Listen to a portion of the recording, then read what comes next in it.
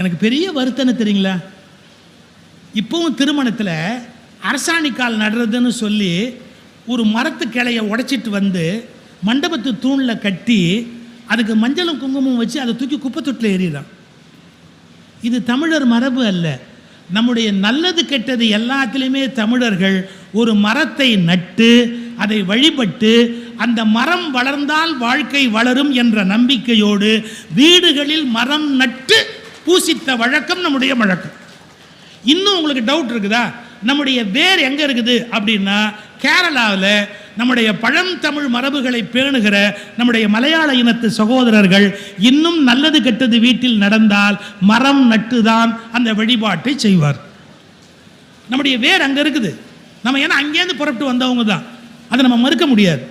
இப்படி எளிய முறை. ரெண்டாவது, பூக்களுக்கு முக்கியத்துவம் கொடுப்பது நம்முடைய வாழ்க்கை முறை. போருக்கு ஒரு பூவு, காதலுக்கு ஒரு பூவு, ஒவ்வொரு காரணத்துக்கு ஒவ்வொரு பூ மாலை அணிந்து கொள்வது. 8வது திருவிழா மீனாட்சி வேப்ப மாலை போடுவார். எங்க வேப்பம்பூல ஒரு மாலைன்னு யாராவது நினைச்சிருப்போமா?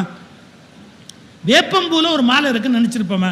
இந்த மதுரையில் திருவிழாவில் 8ஆம் திருவிழா அன்னைக்கு மீனாட்சி அம்மனுக்கு வேப்பம்பூல மாலை.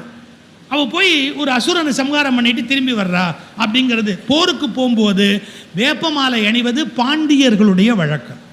அதை நம்ம மீனாட்சி மேலே ஏற்றி வச்சிருக்கிறோம். அந்த பழக்கத்தை கொண்டு வந்து வச்சிருக்கிறோம். இதை விட ஒரு ஆச்சரியம் சொல்லட்டுமா?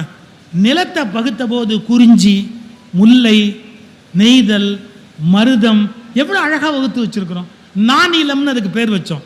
4 நிலங்கள் சேர்ந்ததால அதுக்கு நானிலம் அப்படின்னு பேர். அது தெரிஞ்சிட்டா 5வது பாலை நானிலம். என்கிட்ட ஒரு ஹைஸ்கூல் பையன் கேட்டான், எப்படி சார் ஞாபகம் வச்சுக்கிறது அப்படின்னு. Very simple. அருவி, ஆறு ஓடி கடலில் போய் கலக்கணும், இவ்வளோதானே? அது எங்கேருந்து கிளம்பும்? அருவி, மலை. எது வழியாக ஓடி வரும்? காடு. அப்புறமா எங்கே வந்து பாயும்? வயல். எங்கே போய் கலக்கும்? கடல்.